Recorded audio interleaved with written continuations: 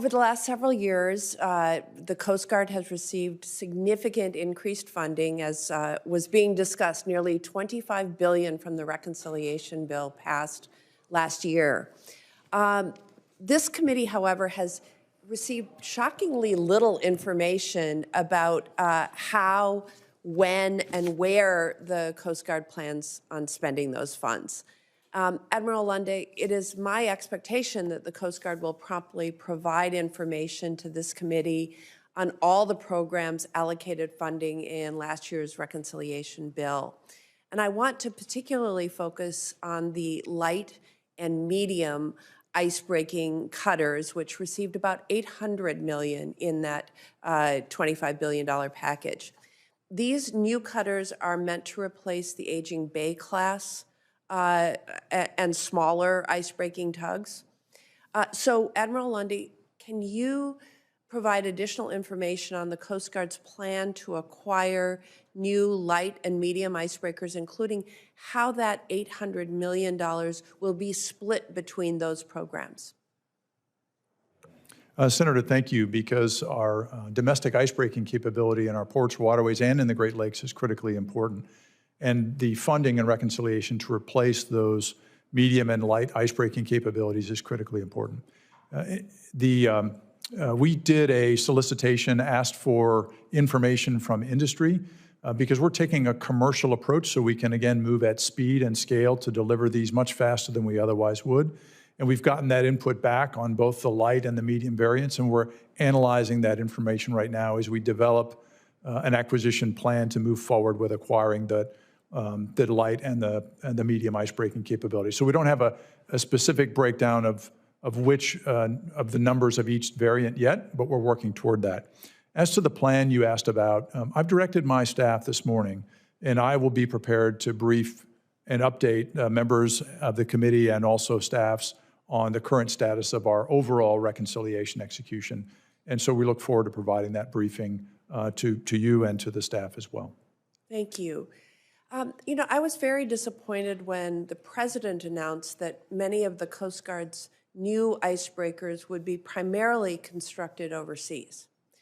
The United States has a long and very proud tradition of constructing effective icebreakers, including in my state of Wisconsin.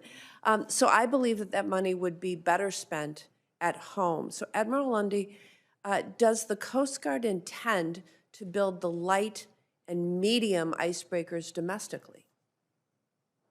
Senator, yes. Our plan is to build those in domestic U.S. shipyards with American workers. That's music to my ears. As you might be aware, Admiral Lunday, last fall, the Navy cut the contract for the Constellation-class frigates that were being constructed in Wisconsin. Following the cuts to that contract, the Navy suggested the possibility of helping the Coast Guard out with speeding up the procurement of a second Great Lakes heavy icebreaker, which I also hope will be built in Wisconsin.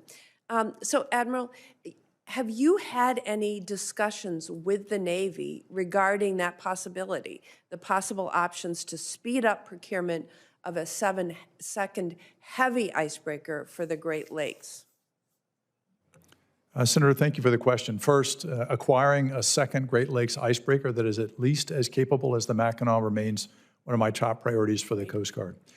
We talk with the Navy regularly on their acquisitions and ours because we are always coordinating about how we use and leverage the U.S. Defense Industrial Base.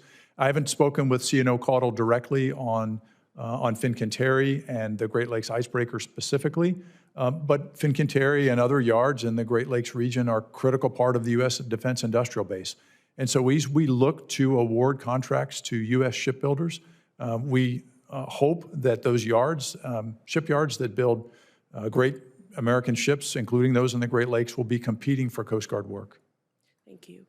And you testified before this committee last fall and agreed that it was important to construct a second heavy icebreaker for the Great Lakes.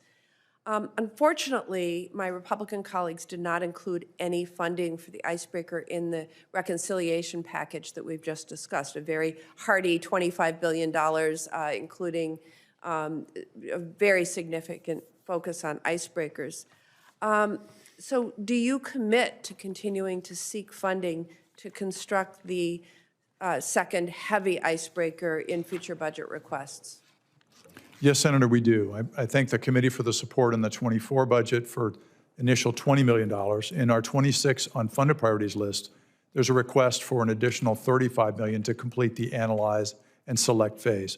I would say that the relief we got in Chapter 11, Title 14 requirements in reconciliation, if we had the Congress's support to extend that relief to other major acquisitions, like the Great Lakes icebreaker, it would enable us to move much faster to be able to procure and build that icebreaker. Are you ready? Thank you for that information. Okay, Senator Sheehy.